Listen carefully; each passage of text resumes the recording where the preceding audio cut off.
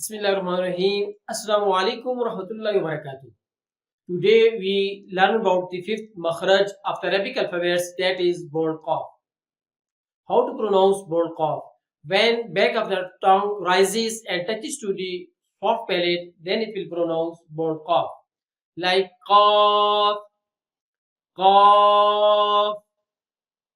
It is counted in bold letters as well as in alqala letters. So, how we can pronounce it? For example, akka, akki, akku, up to so on.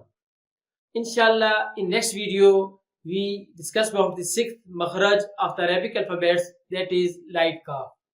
Kindly subscribe my YouTube channel, Qari Jawad Hussain Shah, and improve your Holy Quran along with Tajweed.